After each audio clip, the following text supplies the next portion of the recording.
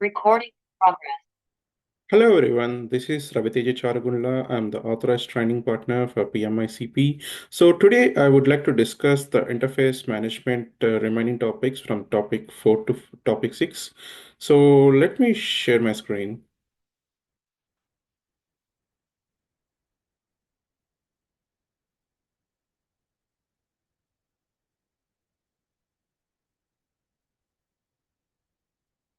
So this is the topic 4, that's interface management tools and design processes. So let's get into this topic. So here, the important things, the tools are used to determine the appropriate level of IM implementation. So let's say the master interface plan, the interface management spreadsheets, and also the ICD, that's the interface control document and drawings.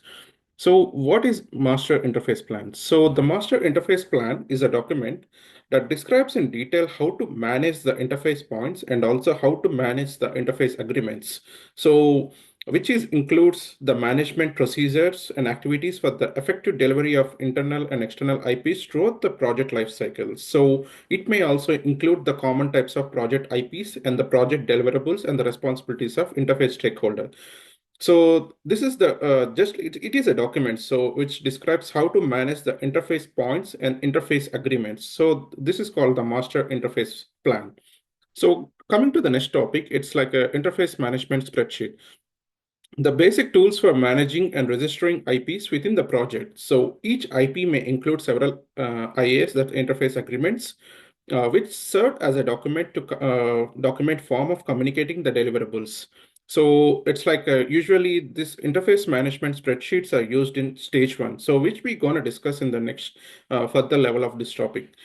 And also like the next one would be like the interface control document. So this is like a physical representation of interface points, which may include or attach to the interface agreements or other documents. So this is just like a record keeping or something like that. So which is called as the interface control document and also like interface control drawings.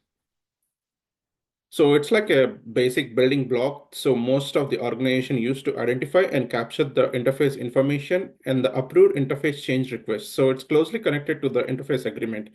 So what is interface management software? So the software which the tools aim to improve the efficiency and eliminate waste. So just like let's say there is some uh, maybe in the communication or in terms of responsibility, let's say in terms of the budget or in terms of scope. So if you're going with the standard construction, so there might be like a little kind of a wastage or little kind of a over budget or maybe the over schedule or maybe some more communication or something like that. So by implementing this interface management software, so we can able to improve the efficiency and build the quality of the project, and we can able to eliminate the waste which is not required for the project. So this is for the interface management software. So coming to the next topic, the stages of maturity for enabling tools. So in the previous video, I have explained about the interface management maturity model. So there are like a 4 types. So the business process, enabling tools, qualified people, and practitioner, and sustaining culture. So in this topic, we're going to discuss about the enabling tools and systems. So if you go further, so let's say, so basically this maturity model, it's divided into 5 stages. Stage 0, stage 1, stage 2, stage 3, and stage 4. So this is if I can explain you in a simple manner, like let's say the stage 0 and stage 1, we just consider it as a maybe like a the low level project, like the project just has begun and which is in the pre-construction phase or in the, which is in the initial phases of the project. So and also like the stage 2 and stage 3. So these are considered as a medium project. So let's say like it's like a it's in the middle phases of the project, like which is already built or which we call it as a brownfield projects. So so before that, I just want to clarify what is a greenfield and what is brownfield projects. So the greenfield projects are like which are called as a ground up construction. So which we are building from the scratch. Like let's say you're doing the soil foundations and you're doing the uh, and also like different stages, like you're constructing the building from the scratch. So which is this is called as a greenfield projects. So let's say what is brownfield? So the brownfield, there is an existing construction. So yeah, you just want to remodel the construction, and you just want to maybe you just want to demo some portion of the construction, and you want to reconstruct the construction. So which we call it as a retrofit integration works or something like that. So that's called as a brownfield construction. So let's say the stage zero here. So we are discussing about the enabling tools and systems. So particularly if you're looking at the stage zero. So this stage zero, we call it as a traditional means to communicate and track the issues related. Let's say examples like the emails or the file folders or the list. So this is a basic, like you're just starting the project. So using these basic tools in order to further implement the project in a better fashion. So if you're going into the stage one, so in the stage one, you're manually tracking the agreements and actions item using spreadsheets and database. So here you're just going further steps. So you're just planning to implement the spreadsheets and the database. So that is stage one. So you're just moving progressively to the next level. So this is the better example and better explanation I can say. So coming to the stage two, in the stage two, here you're doing like maybe you're deploying a tool or system with a fundamental degree of automation and workflow. So basically, maybe let's say like you're trying to automate the system. Maybe you're planning to use the softwares, or you're planning to use some other software related documentation. So just for the cloud storage or something like that. So you're planning to go from the traditional method to the cloud base. So maybe the stage two here it's explaining about the deploying a tool, or maybe you're planning to go to the automation. So this is the stage two, and stage three. So you're fully implementing the automated system. Maybe you're planning to use the cloud-based documentations or something like that. So this is cloud-based softwares, or maybe like a there are many tools and technique. Maybe we call it as a shared drive or something like that. So maybe you're dumping all the documents over there, or sometimes there are certain softwares like especially if you're using like some, most of the people they know the BIM 360 field or BIM related so many softwares like a BIM, so BIM 360. So you can store the documents, you can design the drawings, and you can use for record keeping the documents, particularly if you're working in an organization or something like that. So this is stage three, and stage four, you're full-fledgedly you're implementing the and you're sharing the key common data like the project schedules, the change management, the risk management. So you're fully implementing this the automated system. So so let me discuss this. So this is a very, very important topic, and especially for the interface management, you can see a lot of questions in stages, especially if you're dealing with the maturity model. So the stage zero, which we are doing in the initial phases, and you're just starting the project and you're just using the basic tools. And stage one, so maybe you're just upgrading, maybe you're using the spreadsheets and also maybe certain databases like to track the your project schedules, or maybe you're tracking the budgets or something like that. So and stage two, you're trying to implement and you're going into the cloud-based servers, like maybe like which I have explained you in the BIM 360, or maybe some other softwares, maybe Procore. So right now, Procore is also a very demanding software for construction. So maybe you're using that Procore in the stage two, and you're trying to deploy it. And in the stage three, so you're planning to use the fully automated systems. And I think this process, it's like you're going stage by stage. So maybe this is a good way to expedite your things or something like that. And stage four, and you're fully confident and you want to fully implement this software. So this is all the five stages.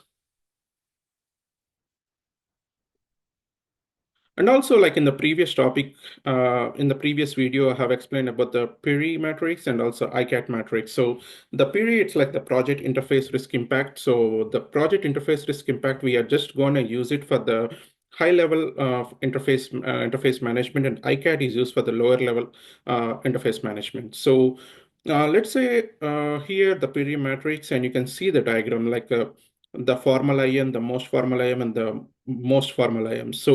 Uh, so there is a bottom there, like a few business case scenarios. So explaining this Piri matrix.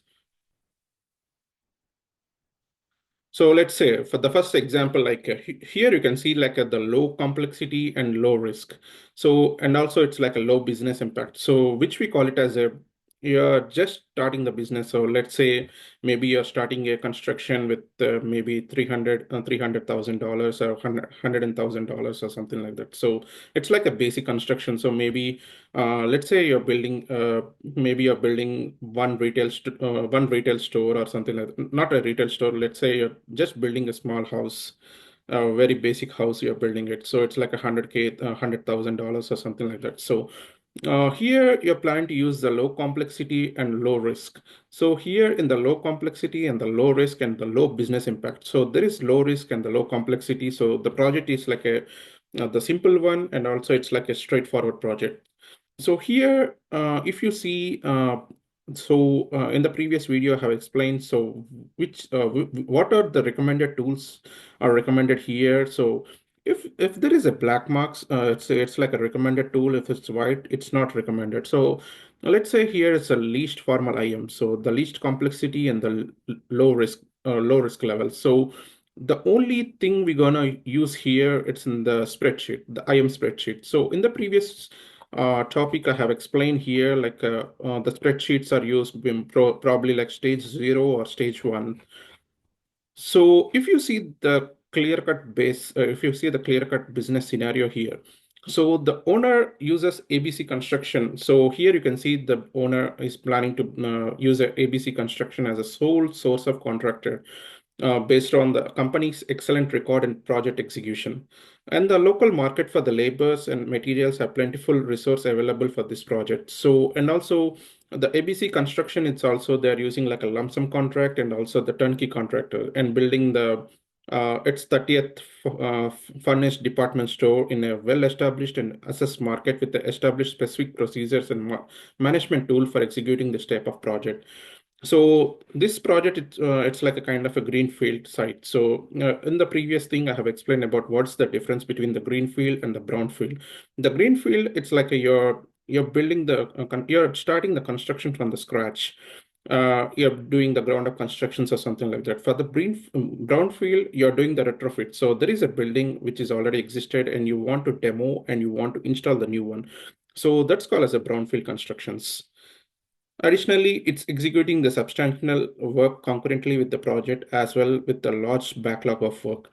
So here you can see like this is a basic thing. So the owner is trying to build something, and he hired a contractor. Maybe it's only the single contractor, and the contractor is planning to use the lump sum, and also like and it's like a straightforward project with low risk, and it's also like a greenfield site. So it's like a straightforward. So here you can see it's like a simple project. It has a definitive timeline. It has a definitive cost budget, and also there is a certain contract is established between the owner and the contractor. So this is like a straightforward project with the low level of risk and low complexity. So here you're gonna use the spreadsheet.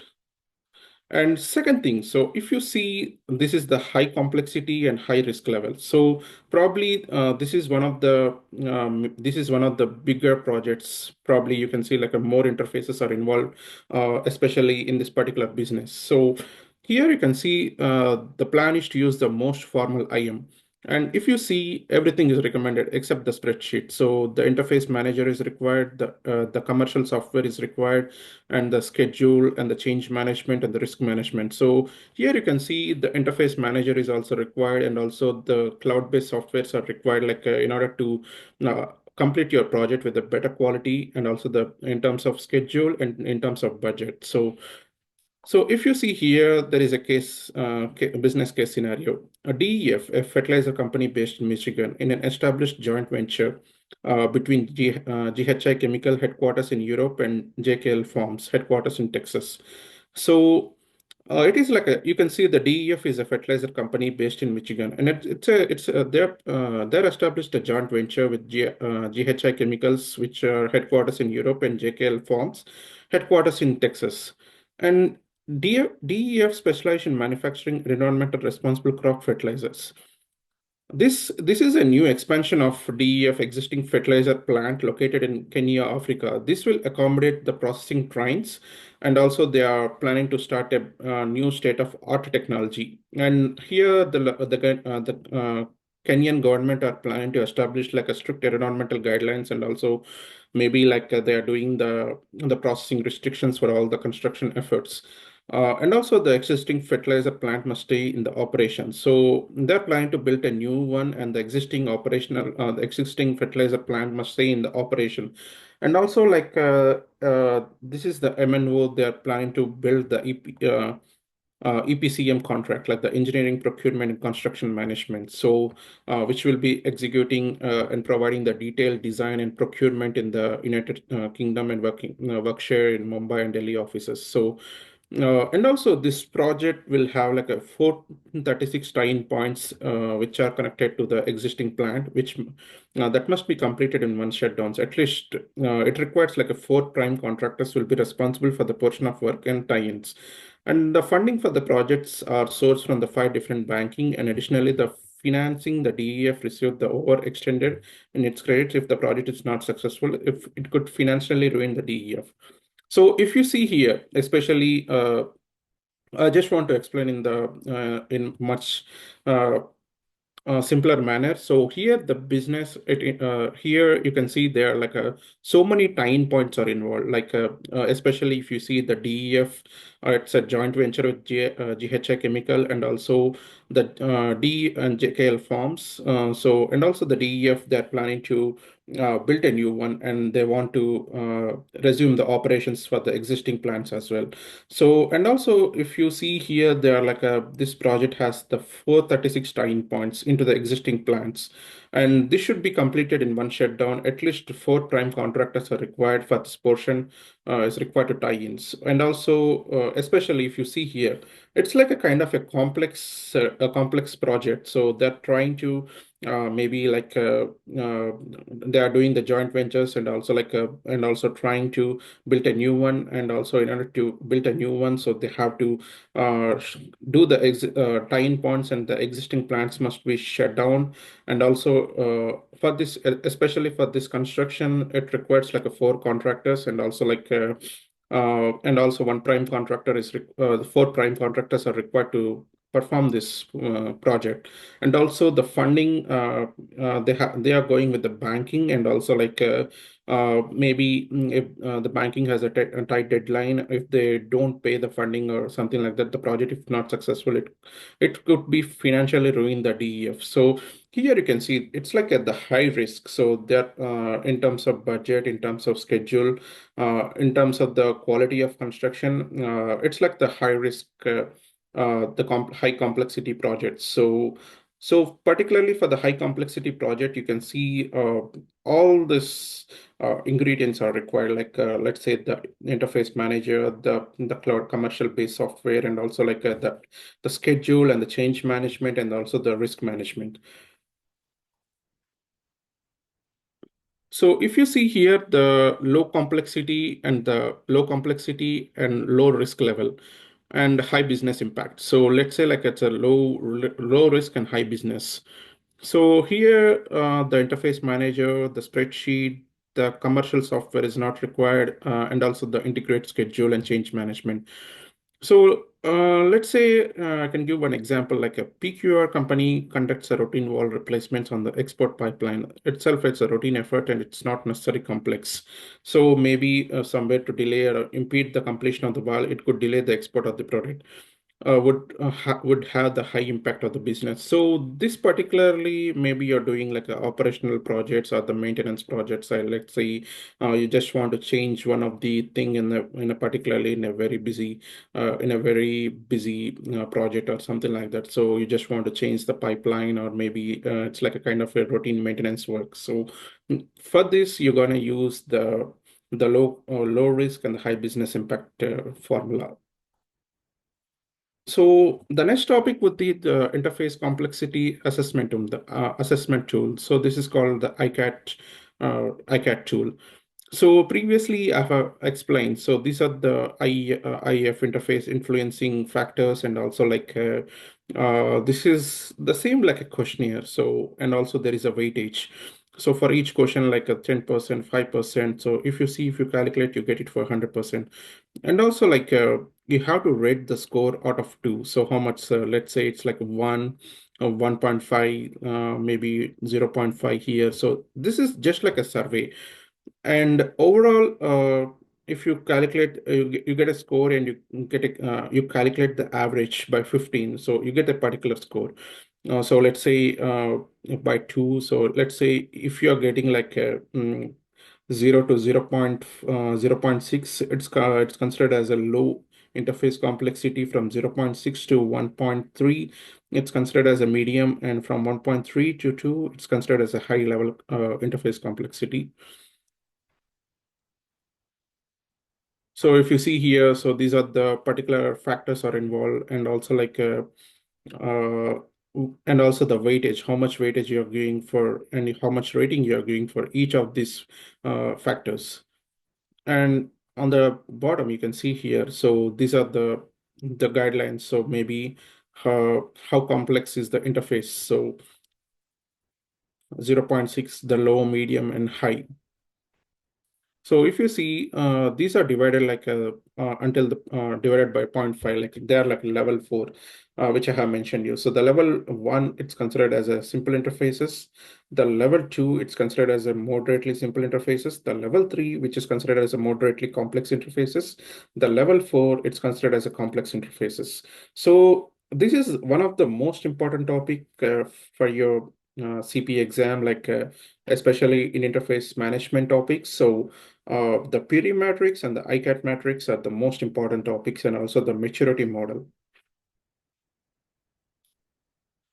So what is the framework? So especially like the interface management system defines a systematic approach to effectively identify and handle the interfaces, especially critical ones throughout the project life cycle. So these are the frameworks in implementation steps, like the interface identification, interface documentations, and also the interface transferring, package issuing, and interface communication, and monitoring and control, and interface closing.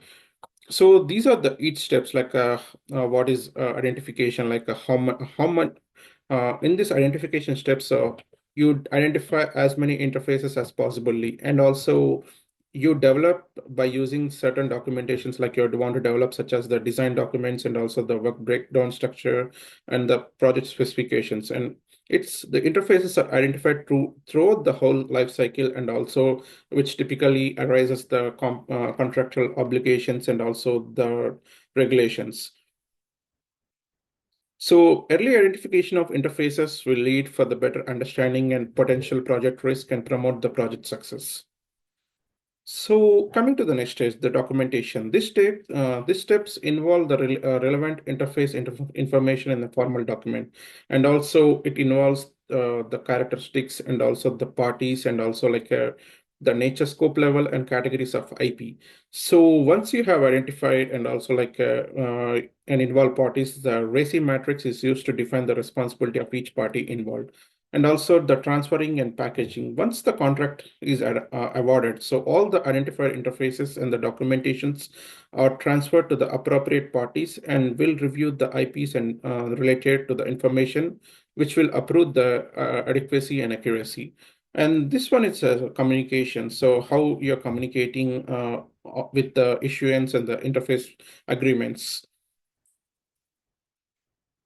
And monitoring and control, how you are monitoring and controlling the interfaces, especially. So especially you're using the electronic product and process management system, and also the workflow, like you're providing the capability of automating alerts, and also like the notifications, and also the interface closing. So once everything is going in a smooth manner, you're gonna do the closing process, like it's like an accounting party approves the adequacy, and receive deliverables, and it will be done via workflows, and also like the EPPMS over the internet. So And also coming to the software benefits. So this is the most important topic. So what are the software benefits by implementing the IM? So you can see these are the few benefits you can see. You can formalize the scope delineation. So especially by implementing the software, so you can identify the gaps and also the overlaps in the contracts during the early stages of the project life cycle. So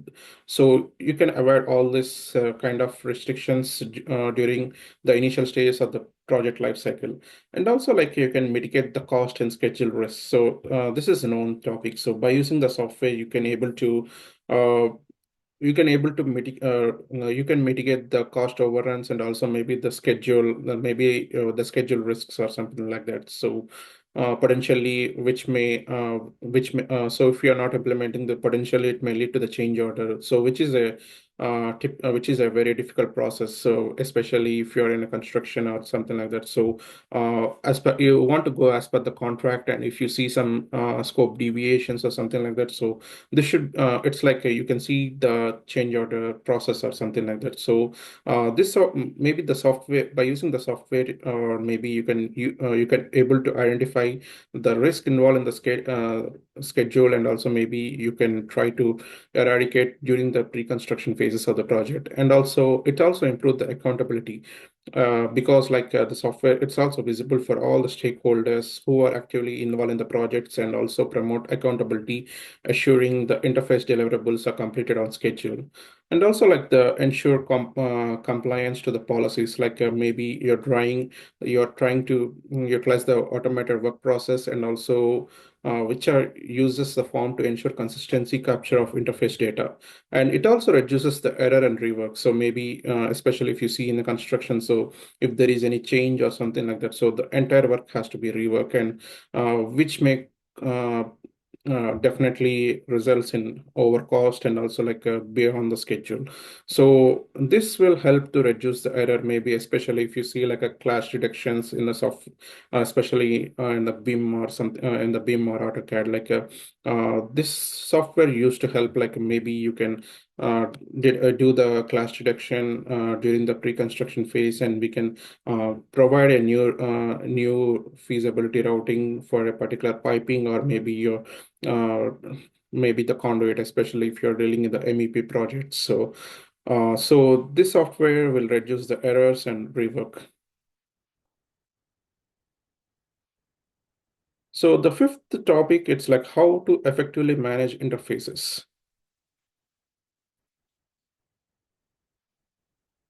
So here you can see, so the five stages, the stage zero for the organization, just starting out the IM implementation, and stage four, where the IM is fully implemented across the organization and relevant projects.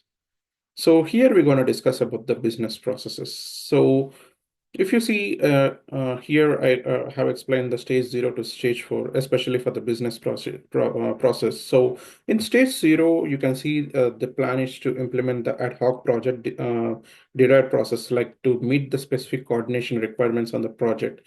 And stage one, we're going to use the industry best practices. And also the stage two, we're going to develop the best practices on the several pilot initiatives and the projects. And now the stage three, we're going to measure the key performance indicator, especially like the cost and schedule, which will be aggregated across the project. And stage four, we're going to use the IM processes, maybe fully implemented, like the schedule, cost, and change management. And also, like it's like a standard workflow, like you're gonna create and manage the status of interface points, and you issue the interface points. You document the interface agreements and obtain the owner approval, and document interface action items. And you submit an IA change request, and you update the interface register, and you integrate IM and work schedules, and integrate deliverables, monitor and control, and conduct project handover, and implement various project administration processes. And what is master interface plan? The master interface plan is referred to the interface management plan, which represents the methods and strategies and process developed by the project management team Its purpose is to manage extra interfaces throughout the phases of the project, like the project lifecycle, which may include the design and engineering, procurement, construction, commissioning, and closeout. So we're going to discuss about the stages of the project in the in the coming topics here. So and also, what are the contents of master interface plans? So this is an important topic, so which you get so many questions. So let's say it contains the definitions of IMs, IPs, and IAs, and also the purpose of IM, the maturity level of IM in the projects, and also the IM process, common types of IPs, and roles and responsibilities, sample IPs, and IA forms. So here, the IM strategy, it's like you determine the appropriate level of IM implementations to achieve the benefits which are feasible with the cost and also which should be captured in the master interface plan.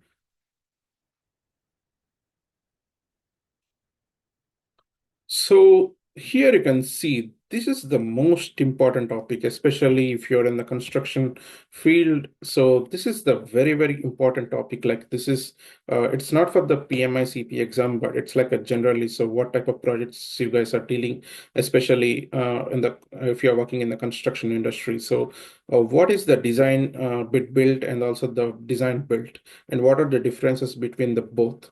So what is design bit built? So you're designing the project and you are bidding the project and you're building the project. So and if you can see here the design built, so you can skip the bidding process here. Let's say in the design bid build project, you can see the sequential linear approach, like the it's with the phase ending before the next phase begins, typically to achieve the greater cost and sequencing the project and minimizing the overlap. So especially if you see here, the feasibility, the concept, the detail, the scope, the design and procurement, construction, commissioning, and startup operations. So so once you can see the feasibility is done, so the next stage would be the concept, and the concept is done. The next stage should be the detailed scope, and the detailed scope is done. The design and procurement, and once the design and procurement is completed, the construction will begin. And once the construction is completed, the commissioning and startup, and the commissioning and startup is done. The operations are done, like maybe the closing of the project. So it's like going in the stage by stage, like it's going in a sequential linear approach. So this is like a kind of a traditional way, like maybe if the project doesn't have the definitive time, does not have the definitive timeline, and also maybe concerned about the cost or something like that. So this type of project, so maybe we can use in the sequential linear approach. So especially if you're going with the design build, it's like we call it as a fast track projects. Like it has a definitive time and also like the costs are involved. So especially if you're planning to do so, this is like a what we call there is no sequential. It's like a kind of a overlap approach. Like if you see you're planning to do the feasibility concept, detailed scope, design, procurement, construction, commissioning, and startup and operational at the same time. So just to finish the projects on time. So maybe these are used for the lean approaches, like especially if you're building the projects in the lean approaches. So this is the best method to use. So in terms of building a project. So my favorite approach, maybe I will consider the DB as the best thing. So you can able to complete the project on time, and also in terms of budget and in terms of quality, it gives a better shape. So this is the most important topic. So about the project life cycle. So this is the thing to remember always. So whenever you start a project, you have to start in the front end planning phases. So this is a must to remember, especially for the PMI CP and also for the CII. So whenever you want to start a project, the project will begin in the front end planning phase.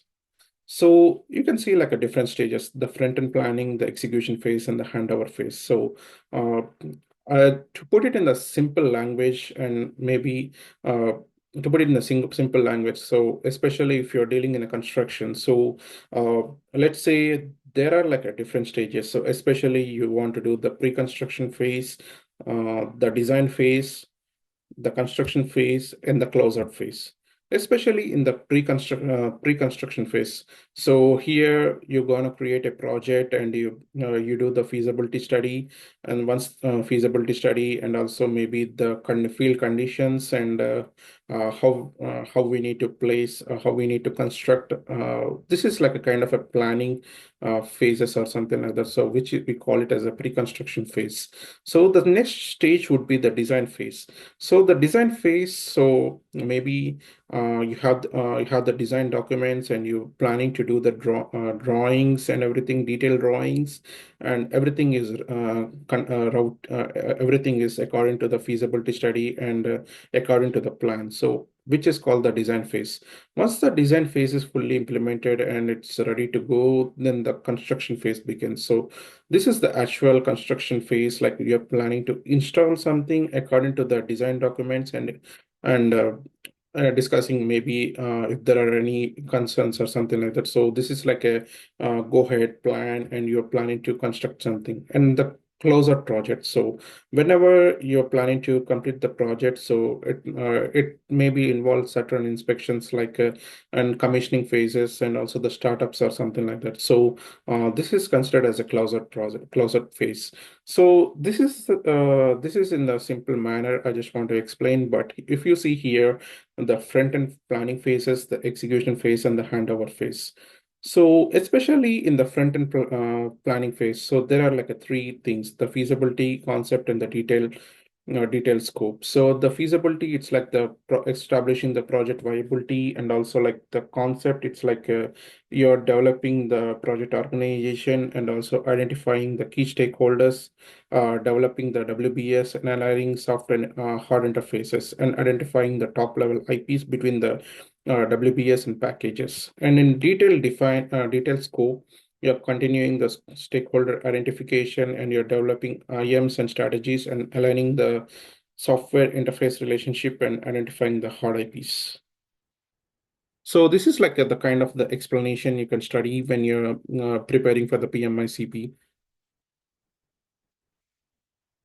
Especially the next stage would be the execution phase. You're dealing with the detailed design, procurement, and construction.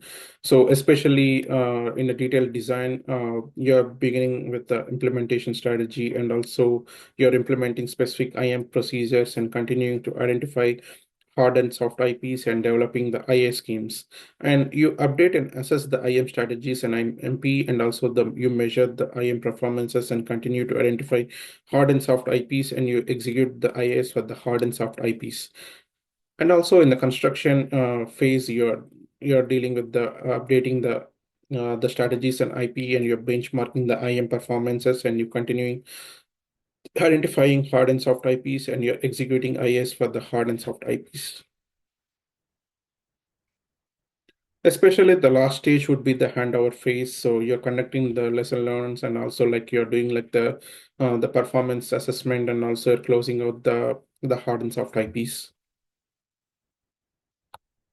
So the principles of IM implementation. So whenever these are the particular principles based on the research, so you do the tight control of the dynamic interfaces, and you clearly define the static product interfaces, and you integrate of the project integration, and also the early firm control of design, and your management of design production interfaces and efforts required on the project.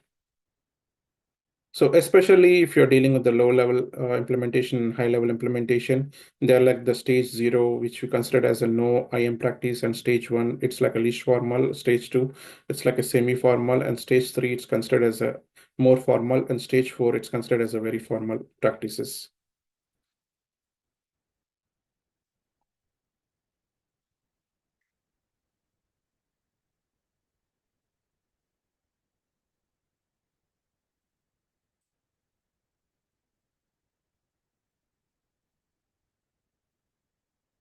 And if the criteria are used to assess the project performance, like you're going to use the cost growth, the schedule growth, the management hour growth, and engineering hour growth, and construction hour growth. And especially the cost benefits, if you can see, there is a by implementing IMs, so there is a 5 times better performance in terms of cost growth, 3.7% versus the 18.4% increase. Like it's bettering, it's below the budget. So, and also and the benefit is also implementing IM, it's like the 5 times the cost. And also these are the implementation impact scenarios, like the improved performance scenarios and also the procurement issues scenarios, and also the lack of appropriate IM scenarios. And especially the sixth topic, you can see the capabilities needed for the interface management. So we have discussed the hierarchy of this, the stakeholders, the points, the agreements, the action items, and the ICDs. And also, what are the stages of communication? So if you see the stages, the team member of the accountable party required requests the specific information, and also the request it's gonna generate via interface agreement, and it sends to the accountable coordinator or manager, and also the coordinator or manager reviews the detailed agreement, and next they send it to the interface manager and or the who reviews the requirements, and this is like a change order management process. So this is the same thing you're going to implement in the communications, uh, and what is the how you place the request or something like that, and who are the responsible parties, review it and approve it. So this is the stages of the communication steps in the communication process, and this is an important topic, like what is inter project interfaces, intra and extra project interfaces. So especially in the inter-project interfaces, like you're directly involved in project planning and execution, like especially if the owner contractor or the contractor and contractors. So if you see the diagram, so let's say uh, so everyone here, all the stakeholders are actively involved in the project, like the within the owner, and also say each and every stakeholder are actively taking part in this project. So which we call it as an intra-project interfaces. And intra-project interfaces, so let's say this is considered as a, let's say this is the project, and this is considered as a project A, and and you're going to interface with a different department. So let me put in the simple example. Like let's say you're planning to you're working on a construction team, and you have a team. So you have the PM, and you have a certain amount of stakeholders who are working for your projects, and everyone is directly involved in the project. And separately, there are like a certain departments, like let's say the procurement team, and also let's say there is a finance team. So they're like a different, the estimating team or something like that. So probably you're interfacing with a different team or something like that within the project. So which we call it as an intra-project interfaces. So and the third thing you're going to see here, it's like the extra project interfaces, maybe the team you're dealing with the government, or maybe let's say the city team, city permit, or maybe the county team, and also like maybe the regional organization or the government, maybe the environmental ministry act ministry team. So which are involved, like maybe the external is the government permits, so the organization permits, so which we call it as an extra uh, project interfaces. So this is the most important topic, like the what is interface manager and what is interface coordinator. So if you see the responsibilities, like the interface manager who develops and implements and manages the interface management, and he ensures the consistency in the implementations of IMs and oversee the monitor internal and external interfaces, and maintains the master interface register and regularly reports on the status key of the key interface activities. And coming to the interface coordinator, so interface coordinator who usually participates in the interface manage meetings, and also maybe sending as involved parties required to manage the interfaces, and also reviews the outgoing interface request and act as an IR approval, and also maybe ensure resolution on the inbound IRs, and also actively monitors the IDR, and also maybe expedite the request, and also providing the collaborative interface resolution support, and informs the interface manager of potential impacts due to unsatisfactory responses. So the tools are used here are the RACI. So the RACI, which we have discussed in the PMP and RMP as well. So the RACI, it's like a responsible, accountable, consultant, and informed. So this is the most important topic. So if you see the case scenario, like let's say there are like a four people, and each one will have the task. So who is responsible, who is accountable, who is consulted, and who is informed. So this is the most important topic, like the responsible, let's say, ultimately responsible for the work to complete, and also the accountable, and also who is accountable for this particular work, and who has the authority and approve the particular work, and consultant, who has who the person who has who has to be consulted for their knowledge and expertise, and informed. So maybe knowing the status of work and making the decisions. So this is like informed. So this is the RACI matrix. So this is also an important one for the PMI CP exam. And the core competencies. So what are the core competencies? So let's say if you see here the competencies, the influencing, negotiation, leadership, relationship, and also the communication, problem solving, and decision making. So especially if you see here, so these are classified into three types: the minimal, elevated, and the significant. So what are the roles usually involved by the interface manager and the interface coordinator? So if you see here, uh, so these are the things like the influencing, negotiation. The interface manager has a significant impact, and also the leadership uh, competency. The interface manager has a significant impact, and also the relationship management. The interface manager has a significant impact in terms of communication. The interface manager has a significant, and the problem solving, it's like a elevated, and the decision making, it's like a significant. If you see here the interface coordinator, so the only thing, it's like minimal, the decision making. So the interface manager has a significant level of decision making when compared to the interface coordinator. And also like the rest all the things, it should be the same. So the problem solving and the communications are most important for interface coordinator and also the interface manager. So this is the only slight difference you can see in terms for the interface manager and the interface coordinator.